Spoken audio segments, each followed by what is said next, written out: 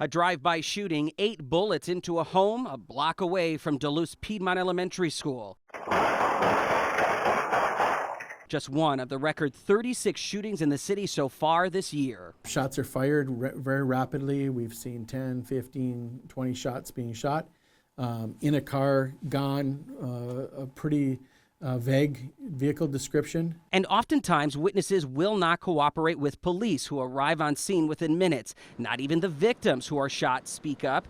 Victims Police Chief Mike Tuskin says sometimes end up being suspects in future shootings. So this reprisal between different groups and the difficulty of us solving these cases has emboldened some of the people who are acting. In some of the cases, there's been just respect.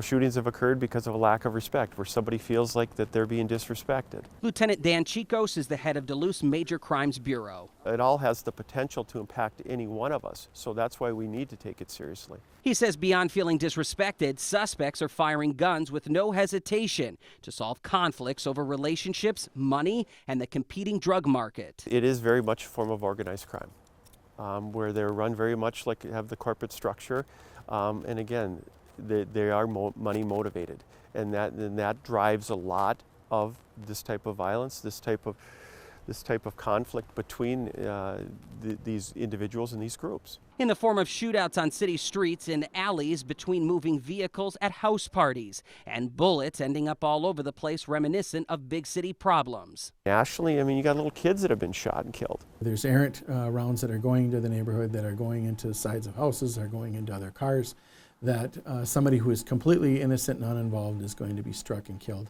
Data released this week from the Duluth Police Department shows an overall rise in shootings over the last 4 years. Totals represent homicides by gunfire, non-fatal shootings, and shots fired incidents where evidence was collected and suspects took off. Accidental shootings and suicides are not included. In 2019, a total of 23 shootings happened, including 1 fatality. To date in 2020, shockingly, no deaths out of the 36 shootings, including 1 officer-involved shooting that injured a man. A couple of these people, it's the mere fact that they're 5 minutes away from a regional trauma center that they're probably going to get saved, which for them is very fortunate. Essentia Health and St. Luke's are right in the heart of Duluth, minutes from a lot of these shootings by ambulance, and even just blocks from victims who end up taking themselves to the emergency rooms with bullet wounds. We're very lucky in Duluth in that we have 2 very capable hospitals and specifically emergency departments. Dr. Amory Robinson is the medical director for the new $37 million emergency department at St. Luke's. We're versed in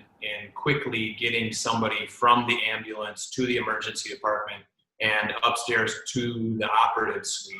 And you're right, that is a capability that I would say most hospitals in the country don't have. But Dr. Robinson says even the best medical care providers and equipment cannot save everybody from gunshot wounds. Sometimes there's shootings where there's nothing that you're able to do.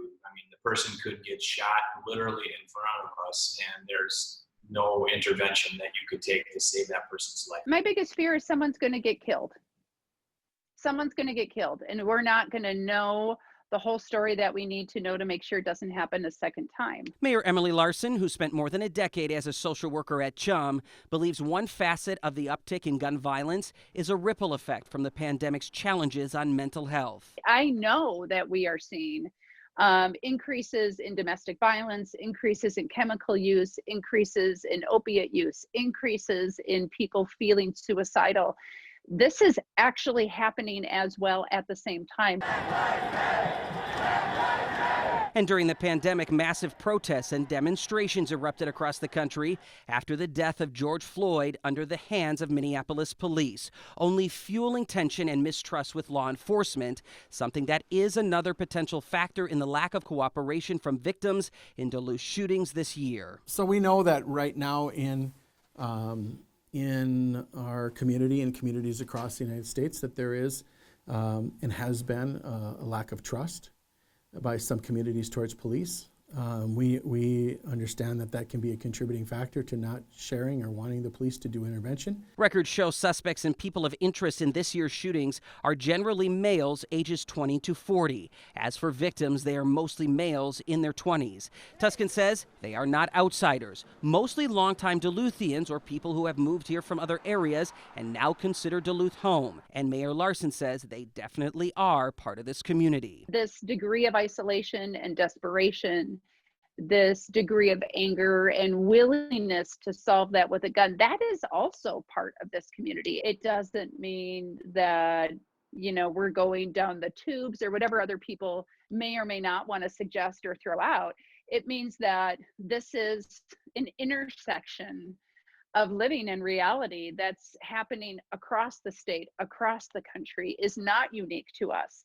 Does not mean it's not important to us. Meanwhile, for the police department, investigators are shifting tactics to try to solve these shootings by focusing on forensic ballistic analysis related to firearms, handling more DNA processing of weapons, and connecting with so-called violence interrupters, people who know and have the trust of those connected to shootings who won't talk to police. That's an incredible challenge. I mean, because when we look at how do we case build, a lot of it is based upon, statements from those directly involved, any type of physical evidence we've seen, but minus those statements from those people that have firsthand knowledge of this incident, if they're not willing to cooperate, it provides a lot of challenges for us.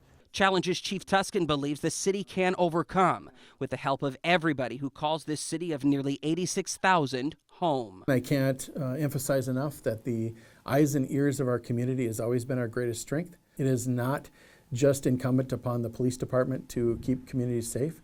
It is why we invest so much into our relationship building and our collaboration and partnerships with our community, because we ultimately need them in order for us to be successful and keep our community safe together.